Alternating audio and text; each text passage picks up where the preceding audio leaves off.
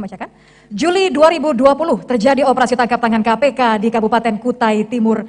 Ini corengan serius terhadap penerapan 11 rencana aksi pencegahan korupsi menurut Perpres nomor 54 tahun 2018 tentang Strategi Nasional Pencegahan Korupsi. Perbaikan di sektor perizinan, tata kelola anggaran, pengadaan barang dan jasa hingga reformasi birokrasi adalah bagian dari rencana aksi itu. Pertanyaannya, program apa yang Anda siapkan untuk mendorong perwujudan rencana aksi tersebut di Kutai Timur? Waktunya 2 menit, silahkan. Terima kasih. Sebagaimana kita ketahui, di dalam tata kelola pemerintahan atau good governance itu memiliki 3 indikator, yaitu akuntabilitas, kemudian transparansi, kemudian partisipasi. Yang kedua adalah clean government, yaitu pemerintahan yang bersih dari kolusi, korupsi, dan nepotisme. Dalam kesempatan ini kita memiliki tagline menata kembali untuk semua. Maknanya adalah sejauh ini kita melihat perkembangan seperti ini, maka perlu kita mengembalikan tata kelola pemerintahan itu sesuai dengan indikator-indikator yang ada. Misalnya partisipasi, kita menginginkan masyarakat mampu untuk ikut serta di dalam memberikan masukan kepada pemerintah, dan pemerintah pun memberikan kesempatan bagi masyarakat untuk ambil bagian di dalam proses pembangunan. Di lain pihak, tata kelola pemerintahan ini adalah ada transparansi, yaitu bagaimana semua program-program perencanaan itu mampu dilihat oleh semua pihak, sehingga pemerintah pun mendapat satu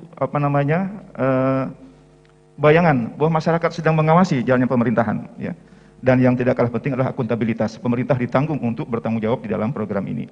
Nah, di sisi lain, program ini juga memberikan dukungan kami pada saatnya nanti apabila mendapat mandat dari masyarakat.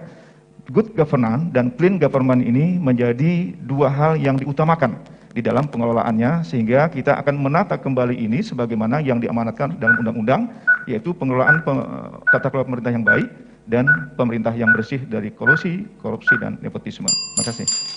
Terima kasih. Silakan, waktunya sama 1,5 menit bagi calon bupati nomor urut 1 untuk menanggapi yang sudah dijawab oleh calon bupati nomor urut 3.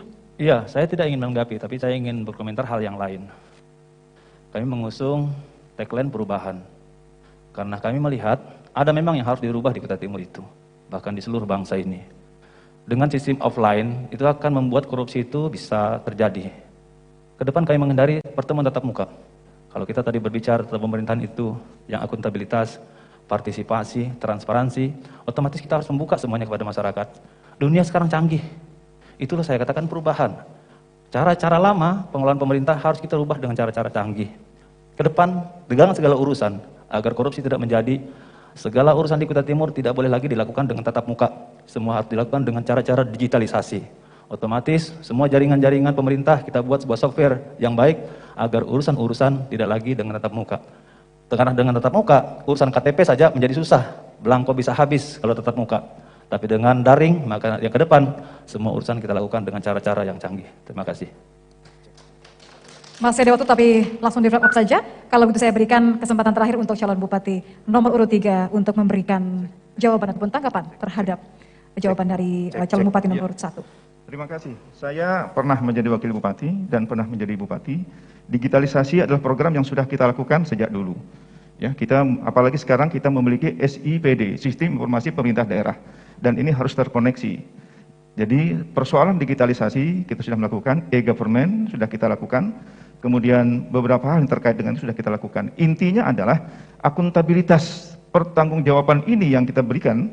Pertanggungjawaban pemerintah kepada masyarakat, pertanggungjawaban pemerintah kepada publik, ini yang akan kita kuatkan nantinya. Pengawasan dari publik juga kepada pemerintah akan kita buka sekuat-kuatnya, ya, sehingga tidak memungkinkan bagi pemerintah untuk melakukan hal-hal yang terkait dengan peristiwa yang kemarin terjadi, apakah itu korupsi, kolusi, dan nepotisme.